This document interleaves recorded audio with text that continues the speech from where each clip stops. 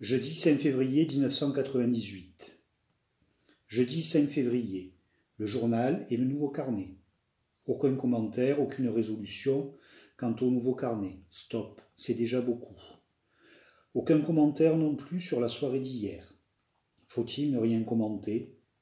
La nuit arrive de plus en plus tard ces jours-ci. Constat.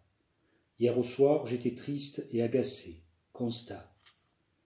Il hurle trop fort ce soir, l'homme derrière son comptoir. Il m'énerve déjà, il a oublié le café de Robert. Je fais de l'aérophagie ce soir, douleur au ventre encore.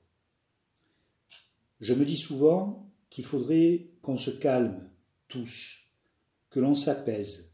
Je me le disais encore tout à l'heure. Est-ce que tout va trop vite, ou sommes-nous tous trop pressés? Monsieur Hick pourrait se poser la question un jour, plus ou moins discrètement. Par exemple, la poser un soir, pissant debout contre un mur, refuge des trop-pleins de bière. La poser là, à ses deux acolytes. Pisser ouvre toujours la voie à la pensée. C'est ce qu'il leur dirait d'abord, tandis que eux se seraient poliment tournés pour ne pas voir leur maître à penser pisser. Il leur dirait d'abord cela, puis ensuite poserait la fameuse question. Ces étoiles là-haut, cachées derrière leurs nuages, prêts à pisser aussi, brilleraient de mille feux supposés. À tel point que M. Hick, pissant, penseur, poserait « Est-ce que tout va trop vite ou sommes-nous tous trop pressés ?» Ça jetterait un froid urinaire. Quelqu'un siffle un air de Sinatra, je crois. Quelqu'un siffle un air, oui, celui-là même d'air. Chanté en français par, je crois, je l'ai entendu au moins une fois chanté par lui, Sacha Distel. Toute la pluie tombe sur moi. Monsieur Hick se rebraguetterait sans avoir trouvé réponse. Les acolytes perplexes se mouilleraient aussi. Mais il y a toujours quelque part où aller. Je rentrerai chez nous ce soir. Yacette, le vieil acolyte, penserait que le nous ne dure jamais. Il en connaît un rayon là-dessus. Tous ces gens désormais en dessous. Vivre à trois, c'est comme vivre à deux.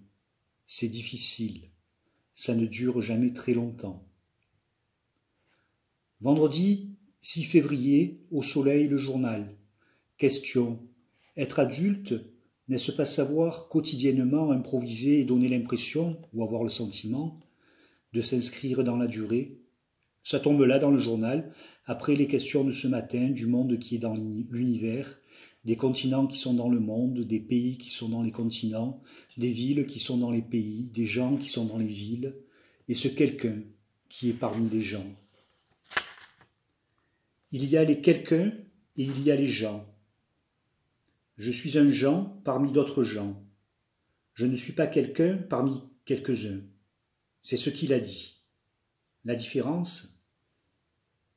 Quelqu'un, il y a quelque chose à l'intérieur. Gens, il n'y a rien à l'intérieur.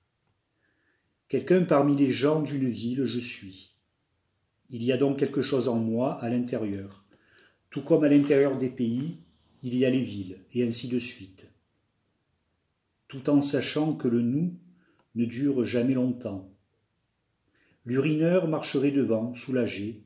Yacette penserait à nous, aux villes et aux gens, peut-être même à quelqu'un.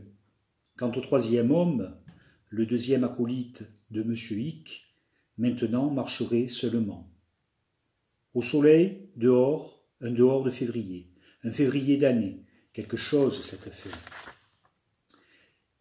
Des journaux d'informations ouverts, des lunettes de soleil, et la même odeur de parfum que François qui plane, forcément dans l'air. Ça papote dans le bar, ça papote sur la terrasse. Être adulte, etc. Et l'improvisation quotidienne à savoir. Les trois acolytes, après avoir dormi leur nuit, se lèveraient, après s'être réveillés, respectueux de l'ordre des choses quotidiennes rituellement improvisées.